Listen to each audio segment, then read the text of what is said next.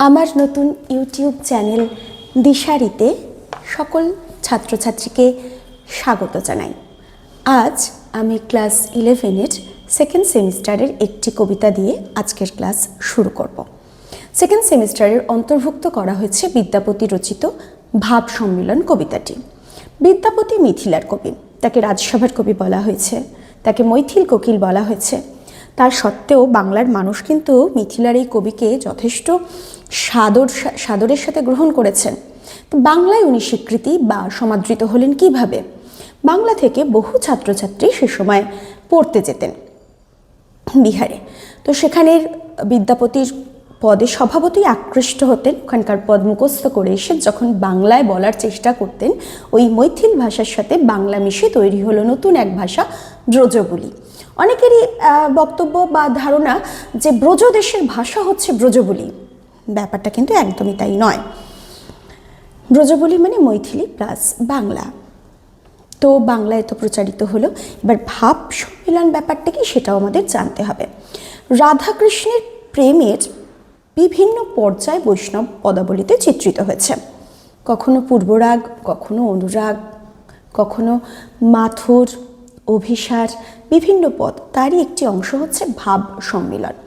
কৃষ্ণ যখন রাধাকে ছেড়ে পুরোপুরি মথুরা চলে যাচ্ছেন, রাধার যে বেদনা, রাধার যে কৃষ্ণ বিহনে কষ্ট, তা কিছুটা লাঘব করার জন্য বৈষ্ণব কবিরা কি করলেন? কৃষ্ণকে ভাবে বা স্বপ্নে রাধার সাথে মিলিত করলেন।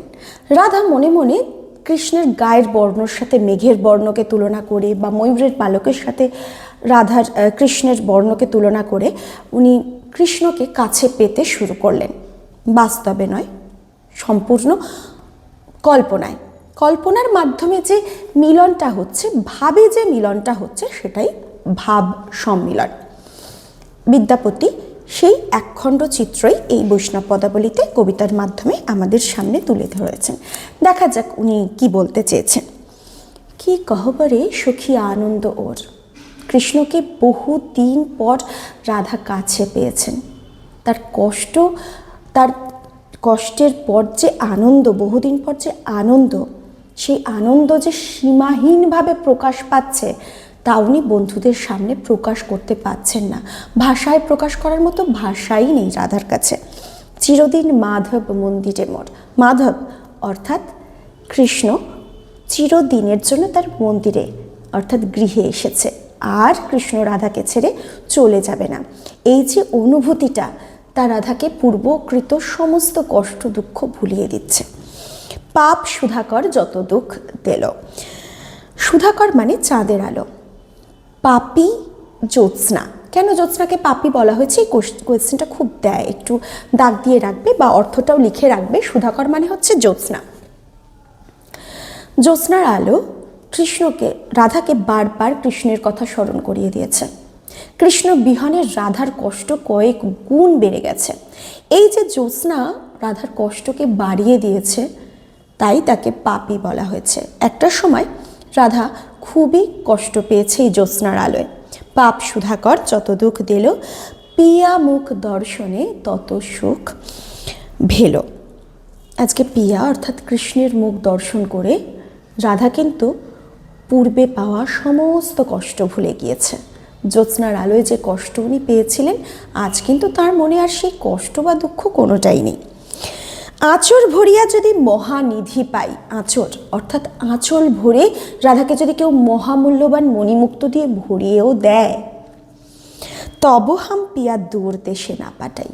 তবু রাধা কৃষ্ণকে অর্থাৎ পিয়াকে কোনোভাবেই কাজ ছাড়া করবেন না বা দূর দেশে পাঠাবেন না। মহামূল্যবান মণিমুক্তর থেকে কৃষ্ণকে কাছে পাওয়া অনেক বেশি গুরুত্বপূর্ণ আজকের এই সময় রাধার কাছে। উনি কৃষ্ণকে কি কি বিশেষণে বিশেষিত করেছেন পরের লাইনগুলোতে রয়েছে, ওটা একটা ইম্পর্টেন্ট প্রশ্ন, একটু মন দিয়ে শোনো। শীতের ওড়নি পিয়া গিরিশের বা। শীতকালের ওড়না সম। রাধা কৃষ্ণকে বর্ণনা করেছেন শীতকালের ওড়না বা শীত নিবারণকারী গায়ের চাদর। শীতকালে গায়ের চাদর মানুষের কতটা গুরুত্বপূর্ণ। ঠিক একইভাবে কৃষ্ণ আজকে রাধার কাছে ততটাই গুরুত্বপূর্ণ। গিরিশের বা, গ্রীষ্মকালীন বাতাস। গ্রীষ্মকালে যে ঠান্ডা বাতাস বয় তাতে আমাদের শুধু ক্লান্তি দূর হয় না, একটা মানসিক শান্তিও লাভ করা যায় সেই ঠান্ডা বাতাসে। সেরকমই আজকে রাধার কাছে কৃষ্ণ ঠান্ডা বাতাস সম, গ্রীষ্মকালের ঠান্ডা বাতাস সম। বরিশার ছত্রপিয়া, বর্ষা নিবারণকারী ছাতা।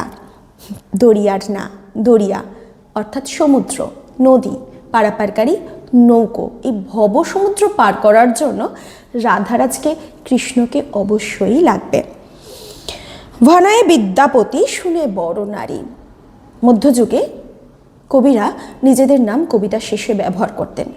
আলাদা করে নাম লেখার নিয়ম বা প্রচলন সে সময় ছিল না। এই কবিতার শেষে কবির নিজের নাম প্রয়োগকেই বলা হয় ভণিতা। বিদ্যাপতি এই কবিতার শেষে ভণিতার মাধ্যমে কি বলেছেন? ভনায় বিদ্যাপতি, শুনো বড় নারী। রাধাকে উনি বারবার করে ওনার কথা শুনতে বলছেন। ওনার কথাটা কি? সুজনক দুঃখ দিবস 2-4। সুব্যক্তি, সজ্জন ব্যক্তির দুঃখ 2-4 দিনের বেশি স্থায়ী হয় না, তাই উনি রাধাকে স্থির থাকতে বলছেন। উনি যে ভাবের মাধ্যমে কৃষ্ণকে পেয়েছেন, ওনার দুঃখের অবসান হবে, কৃষ্ণকে উনি অবশ্যই পাবেন। কমেন্ট বক্সে জানিও তোমাদের কোথাও বুঝতে অসুবিধা আছে কিনা, আমি অবশ্যই উত্তর দেওয়ার চেষ্টা করব। ধন্যবাদ।